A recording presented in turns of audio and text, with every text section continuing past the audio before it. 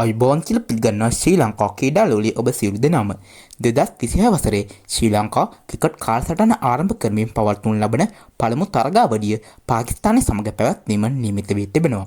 ඒ අනුව මෙම තරගාවලියට 2020 තරග තුනක් ඇතුළත් වන අතර පළමු 2020 තරගය ජනවාරි 7 වනදාත් දෙවන 2020 තරගය ජනවාරි 9 වනදාත් තුන්වන හෙවත් අවසන් 2020 තරගය ජනවාරි 11 වනදාත් පැවැත්වීම නියමිත වී තිබෙනවා. තරගාවලියට ඇතුළත් වන 2020 තරග තුනම දබුල්ල රංගිර දබුල්ල ජාත්‍යන්තර ක්‍රිකට් ක්‍රීඩාංගණයේදී පැවැත්වීමට මේ වෙන විට සැලසුම් කර තිබෙනවා. ඒ අනුව පාකිස්තානය සමග 2020 තරග තුනකට සහභාගී වන ශ්‍රී ලංකාවේ ක්‍රීඩකින් 18 දෙනෙකුන් යුත් ශ්‍රී ලංකා සංචිතය අද ශ්‍රී ලංකා ක්‍රිකට් ආයතනය විසින් නම් කරනු ලැබුවා. ඒ අනුව මෙම තරගාවලිය සඳහා ශ්‍රී ලංකා කණ්ඩායම මෙහිමේ වගකීම දසුන් ශානකට හිමි වී තිබෙනවා.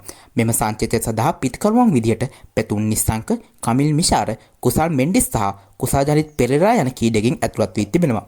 මෙම සංචිතය සඳහා පන්දු යවන්නන් විදියට දුස්මන්ත චමීර, නුවන් තුෂාර, එෂාන් මාලිංග, මතිෂ පතිරණ, මහිස් තීක්ෂණ සහ ට්‍රැවින් මැතිව් යන කීඩකින්ම කැදවා තිබෙනවා. මෙම සංචිතය සඳහා තුන් ඉරව් කීඩකින් විදියට නායක දසුන් ශානකට අමතරව චරිත් අසලංක, කමිදු මෙන්ඩිස්, ධනංජය සිල්වා, ජනිත් ලියනගේ, වනිදු හසරංග, දුනිත් බෙල්ලාල්ගේ සහ දුෂාන් හේමන්ත යන කීඩකින්ම කැදවා තිබෙනවා. ඒ අනුව මෙම සංචිතය සහ අවසන් වලට පාකිස්තානයේ සත්කාරකත්වයෙන් පැවති තුන්කොන් 2020 තරගාවලියට නම් කළ ශ්‍රී ලංකා සංචිතය සංසන්දනය කර බලන විට මෙම සංචිතෙහි වෙනස්කම් කිහිපයක් සිදු වී ඇති බව පෙනී යනවා. ඒ අනුව එම තරගාවලිය සඳහා සහභාගී නොවූ දුනිත් බෙල්ලාල්ගේ සහ චරිත් අසලංක යන කීඩකින් දෙදෙනාව නැවත ශ්‍රී ලංකා සංචිතය සඳහා කැදවා තිබෙනවා. ඊට අමතරව වේග පන්දු යන කීඩක මතිෂ පතිරණව මාස 6කට පමණ පසුව නැවතත් ශ්‍රී ලංකා 2020 සංචිතයට කැදවීමට ශ්‍රී ලංකා ක්‍රිකට් තේරීම් කමිටුව කටයුතු කර තිබෙනවා. ඊට අමතරව ශ්‍රී ලංකා ටෙස්ට් කණ්ඩායමේ නායක ධනංජය සිල්වාද දූ කාලයකට පසුව නැවත ශ්‍රී ලංකා 2020 සංචිතය සඳහා කැදවීම පිළිබඳව මේ මිනිට සමාජයේ විශාල කතා බහක් නිර්මාණය වී තිබෙනවා. ධනංජය සිල්වා ශ්‍රී ලංකා වෙනුවෙන් අවසන් වලට 2020 සංචිතයක් සඳහා ඇතුළත් වුණේ මීට මාස 18කට පමණ පෙරවන අතර ඒ අනුව ඔහු අවසන් වලට ශ්‍රී ලංකා වෙනුවෙන් 2020 තරගයක් ක්‍රීඩා කරී 2024 වසරේ මේ මාසයේදී වෙන අතර ඔහු ඉන්පසු මේ වනතෙක් ශ්‍රී ලංකා වෙනුවෙන් ජාත්‍යන්තර 2020 තරගයක් ක්‍රීඩා කර නැහැ. මීට අමතරව ශ්‍රී ලංකා යොවුන් දගපන්දු වන ක්‍රීඩකයෙකු වන ට්‍රැවින් මැතිව්ව පළමු වට ශ්‍රී ලංකා 2020 සංචිතය කැදවීමට ශ්‍රී ලංකා ක්‍රිකට් තේරීම් කමිටුව කටයුතු කර තිබෙනවා. විශේෂයෙන්ම ඔහු මෑත කාලයේ පැවති ආසියානු කුසාන නැගී එන ක්‍රිකට් තරගාවලියේදී සහ දේශීය තරග පිටියේදී පන්දුවෙන් ඉතාමත් හොඳින් දස්කම් දැක්වීමට සමත් වුණා.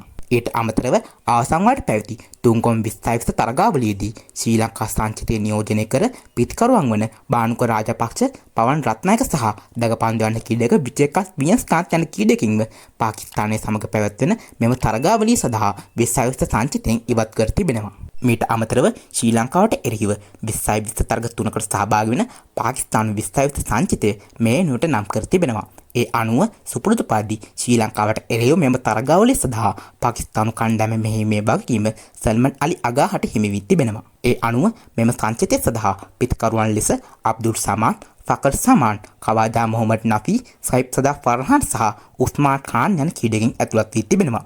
මෙම සංචිතය සඳහා පන්දු යවන්නන් විදියට මොහමඩ් සල්මන් මිර්සා, මොහමඩ් වසීම් ජූඩිය, අබ්දුල් අහමඩ්, නසීම් සා සහ උස්මාන් තරීක් යන කීඩකින් නම් කර තිබෙනවා.